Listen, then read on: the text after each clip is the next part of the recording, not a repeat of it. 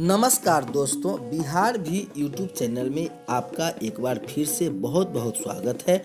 आपने अभी तक इस चैनल को सब्सक्राइब नहीं किए हैं तो लाल रंग का बटन दबाकर चैनल को सब्सक्राइब कर लें और बगल के घंटा बजा दें ताकि इस चैनल पर जो वीडियो अपलोड हो वह सबसे पहले आप तक पहुंचे। हाँ दोस्तों, लाइक करना नहीं भूलेंगे क्योंकि आपके लाइक करने से ही हमारे मेहनत का फल मिलता है। तो आइए जानते हैं क्या बड़ी खबर आ रही है।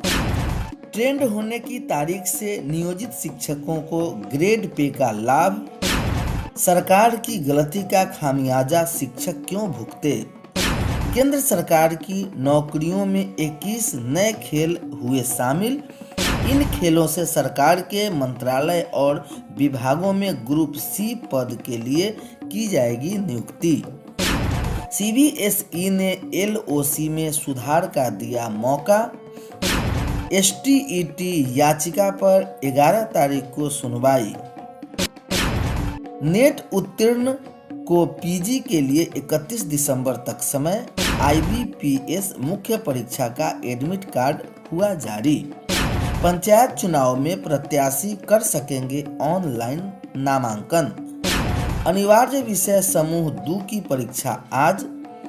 इंटरप्रेन्योरशिप, कृषि और मनोविज्ञान की परीक्षा संपन्न। 8 जिलों से 16 परीक्षार्थी किए गए निष्कासित। बिहार में मरीजों के लिए निःशुल्क एम्बुलेंस शुरू।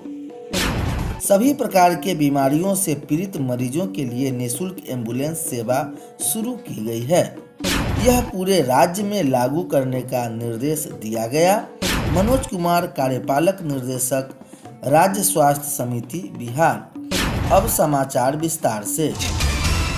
ट्रेंड होने की तारीख से शिक्षकों को ग्रेड पे का लाभ। पटना हाई कोर्ट ने ट्रेंड नियोजित शिक्षकों को ट्रेनिंग पूरी होने की तारीख से ग्रेड पे का लाभ देने का आदेश दिया है। साथ ही सरकारी अधिकारियों के कामकाज करने के तरीके पर तीखी टिप्पणी भी की है। कोर्ट ने कहा कि लोगों को बेवजह परेशान करने की बजाय कोर्ट आदेश का सही तरीके से पालन करें ताकि लोग कोर्ट में केस दायर करने से बचे।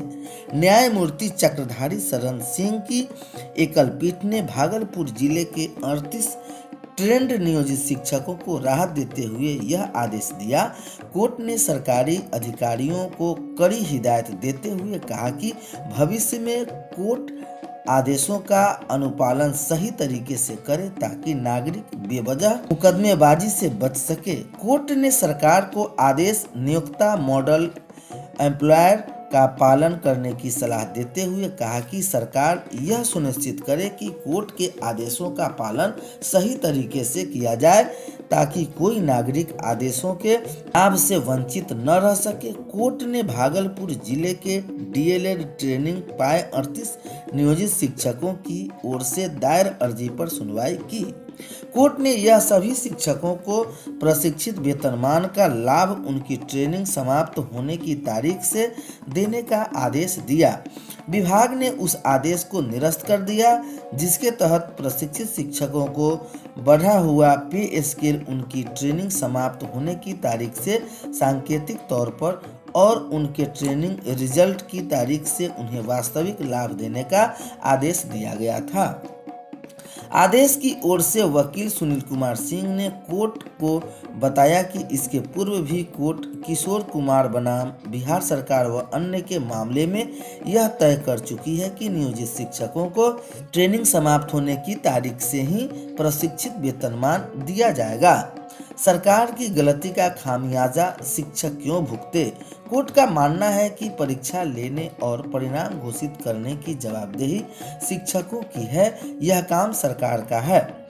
सरकार की गलती का खामियाजा शिक्षक क्यों भुगते, इसलिए उन्हें ट्रेंड पे स्केल का लाभ परिणाम घोषित करने की तारीख से तय करना गैर कानूनी है।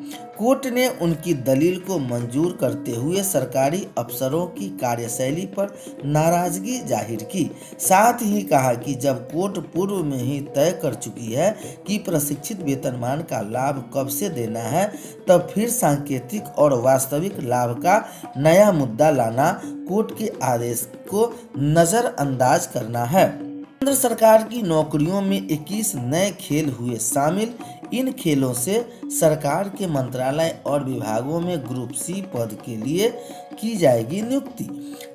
केंद्रीय खेल मंत्री किरेन रिजिजू ने कहा कि खेल कोटा के तहत केंद्र सरकार की नौकरियों में 21 नए खेलों को शामिल किया गया है। इसमें मलखंब और सेपस टकरा को भी जगह मिली है।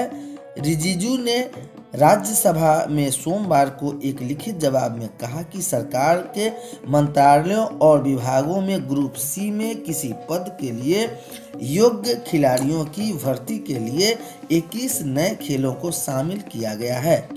इन नए खेलों में baseball, body building, cycle, polo, deaf sport, fencing, kudo मतलब mallakhamb, motor sports, netball, para sports, पेंसिल, shooting ball, roll ball, rugby, sepak takraw, soft tennis, tenpin bowling, ट्रैंस, रस्साकशी, वुशु और टेनिस बॉल क्रिकेट को शामिल किया गया है।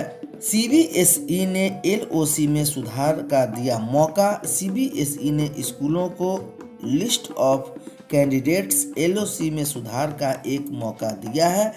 बोर्ड ने एलओसी में सुधार के लिए करेक्शन विंडो को एक्टिव कर दिया है। इस संबंध में बोर्ड ने सभी स्कूलों को सर्कुलर जारी कर जानकारी दे दी है।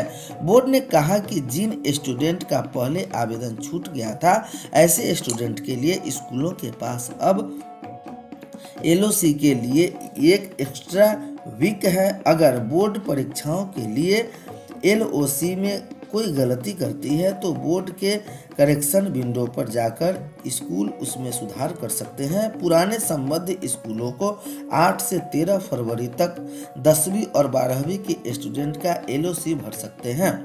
रजिस्ट्रेशन डेटा व एलओसी में सुधार के लिए स्कूलों ने पहले ही आवेदन किया है। इसका विंडो 15 से 20 फरवरी तक खुलेगा। पुराने स्कूल छूटे हुए स्कूल छात्राओं का आवेदन कर सकते हैं, लेकिन लेट फी देनी होगी। बोर्ड ने कहा कि अगर बोर्ड परीक्षा 2021 के एलओसी में कोई गलती रहती है तो करेक्शन विंडो पुनः खोल दी जाएगी। सीबीएसई 10वीं और 12वीं 2021 की परीक्षाएं 4 मई को लैंग्वेज पेपर के साथ शुरू होगी।